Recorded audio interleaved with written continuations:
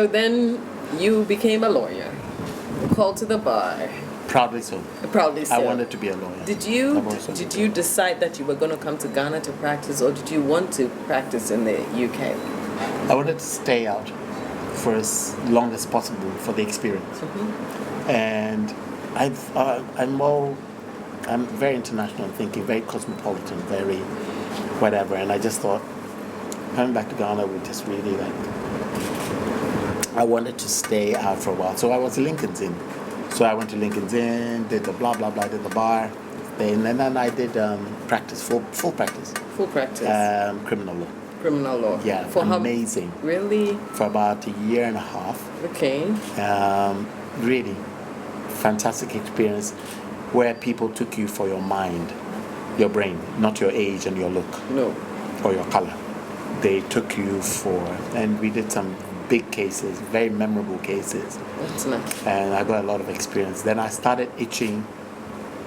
I wanted to be a lawyer, but I just thought, I don't know whether I'm very mature in thinking, but just a lawyer, just wanted international relations or something that I'd afford, still moving around the world and meet people. And so I started putting pressure on my parents that I'd like to go to the States. Okay. And an uncle of mine was with the UN system, and I just said, it would be nice to do a research stint there. And so I went to New York. Okay, how long were you in New York for? New York till I came back to Ghana in okay. 85, yeah. Okay. Yeah. And what were your experiences there, work-wise first, and then let's talk about social. Work-wise, I had to make the application to the UN. It has to be long distance. It's not like today, email and WhatsApp and Zoom room and Zoom and oh geez, I don't understand all that crap. Anyway, but you have to write cables and telexes, then eventually phone calls because they want to. You're applying over the phone, and I think I may have had a strong British accent. I don't know. So eventually it came through that I should go to New York. So I pack off and I go to New York, and I went to stay with my cousins. And my parents didn't trust me at all going to America. That too hot for America. So I arrived to stay with my auntie and my cousins, and I turned up the first day at work at the UN. Came out. I remember it was called Non-Governmental Liaison Service, 11th floor, UNDP 2, New York. So I just turned up, and I'm wearing my silver suit with the red leather tie, Eddie Murphy style. So, do you think that the experiences that you got from New York, the drive and the push that you got, gave you some sort of interesting experience that you actually brought to bear when you came back to Ghana? When I came back to Ghana, yes and no. Okay, expatiate. The positive side is that a little bit from Achimota, a little bit from Warwick, definitely from New York, I'm fearless. So by the time I am fearless. You were thinking about coming back, you became a fearless person. I'm fearless. I'll face anything, and I know my rights, and I know who I am. I have an identity. Because New York is a very interesting place.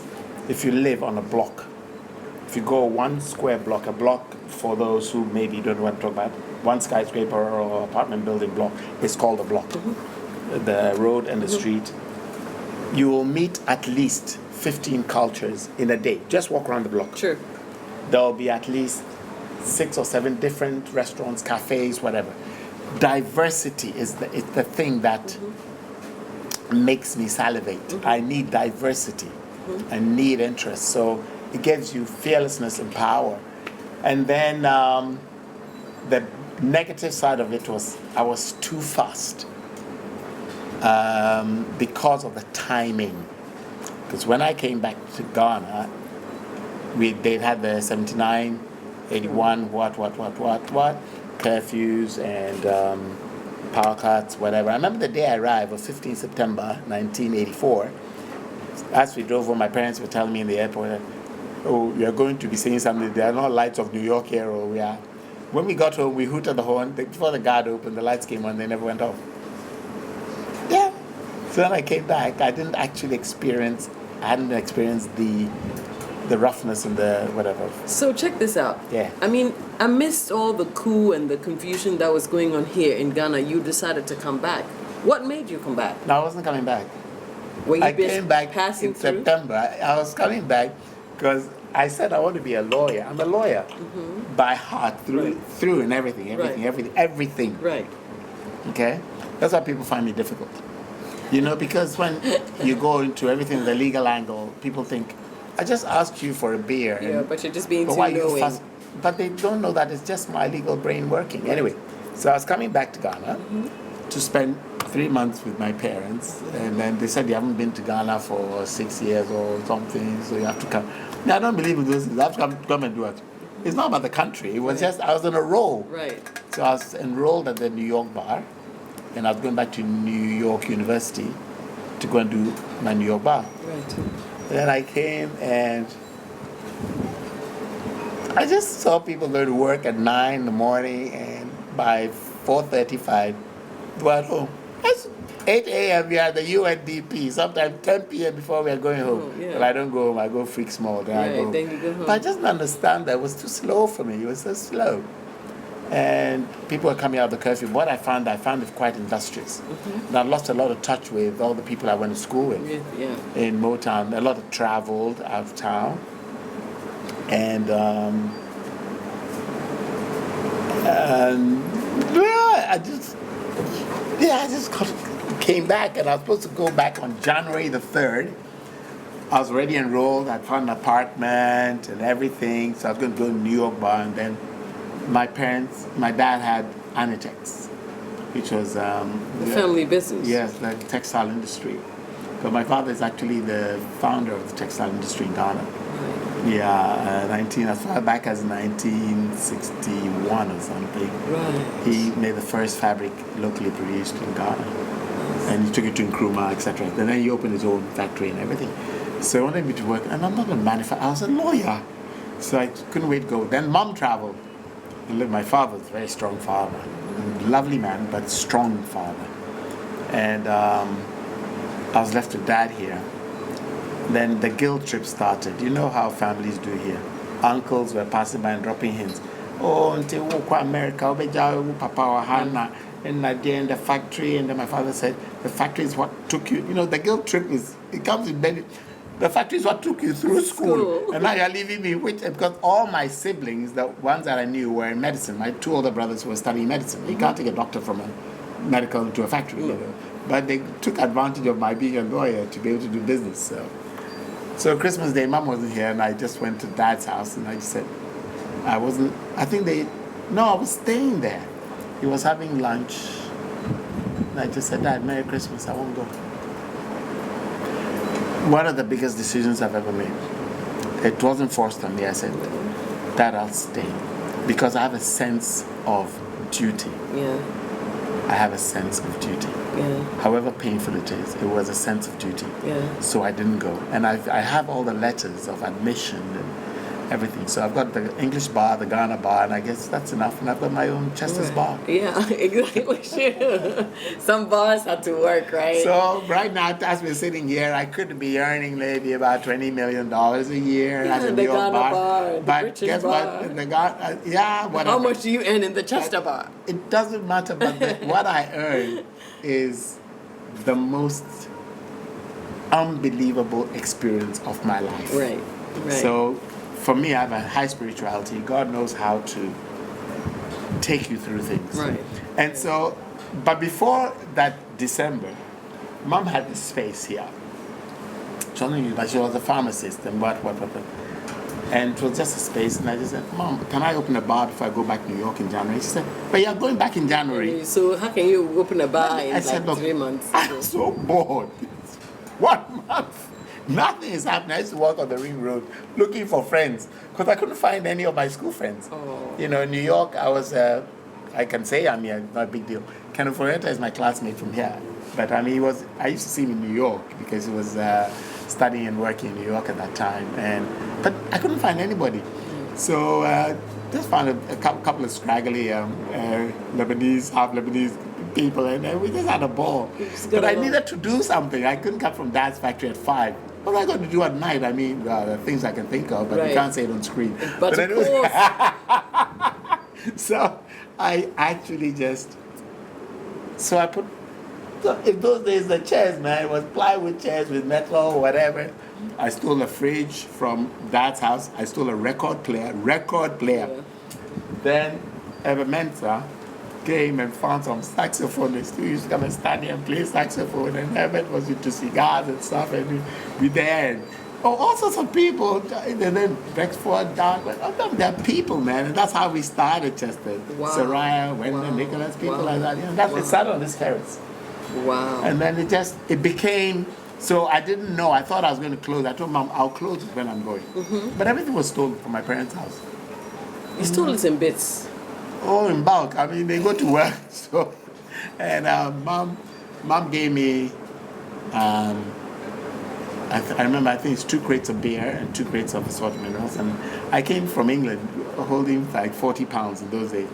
And I remember the first drinks I bought was, Ghana was coming, it was hard, had been hard in Ghana, J&B, vodka, I can't remember the brand, gin, brandy, rum, and Campari. I remember Campari because I used to like Campari for the bitter taste.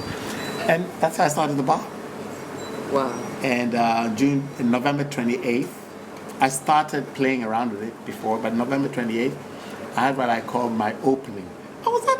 I mean, I'm opening. It was jam-packed. Wow. On this terrace. Got all there. Just this space. It was nothing posh or anything. Wow. And I got, I slowly reconnected with other people who I had not had a grown-up relationship and everything. Right. They came, and then it has just happened, so I never went back. So. Wow. And what happened to your legal career? Relax now. My brain was hot then. It was not like these days that alcohol has just killed it. But anyway, no, my brain was bubbling for education. So I said, okay, I hadn't done the Ghana bar. No, you hadn't done the Ghana bar. So that was when I enrolled to do the Ghana bar. In February, I started classes. Okay. And I did in 85. Right. And I got Chester's bar was at Makola. Okay, and Chester's bar was still going on. Yes, but the studying was hard. Yeah. I'd come and at that time, so my parents' place was just not far from here. So I studied a lot. And it wasn't like a throbbing bar right from the beginning. But I'd open the bar, I'm like, ooh, I don't think my parents ever accepted me having a bar. No. They always just thought you had to be a lawyer. And every lawyer I know has a bar or a restaurant or some strip club or something. But anyway,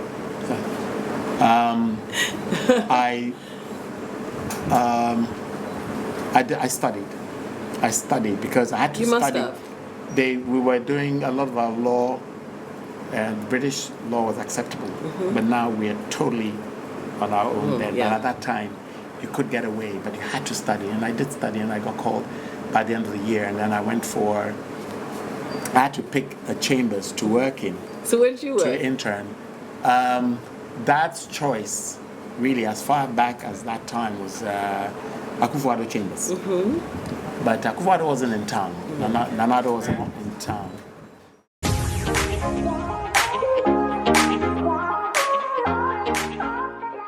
Family had started some land disagreement, and it started in 1964 when I was 4 years old. And I come back and I couldn't understand that thing. How's the case when I was born when I was 4? I'm now 28 or something, and I'm dealing with this. I gotta deal with it. The other one was some divorce case, well known. It was a pilot from Ghana Airways, and I like divorce cases. I did quite a few because you know what? The client coincidentally always happened to be the wife.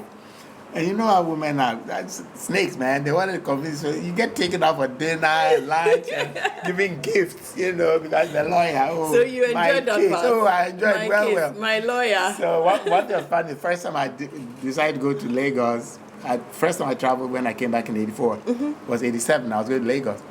And I got to the Ghana Express and I look at the top, it was her husband. I I said, "Chai, this man go crash this plane, kill all of us." But we won the case. I'm just saying it was. Right. Those are two that I can remember, but. And then there were other things. They were tedious. He had documents. It wasn't computerized and this and this. But in England, the criminal was awesome. I did the famous Lloyd's Bank, a £7 million bullion, whatever. I did a rape case for a Kuwaiti royal house kid. And I always forget this. And well, at the end of the day, I was a pupil. So father gave me the card and said, anything you want in the world, just call us.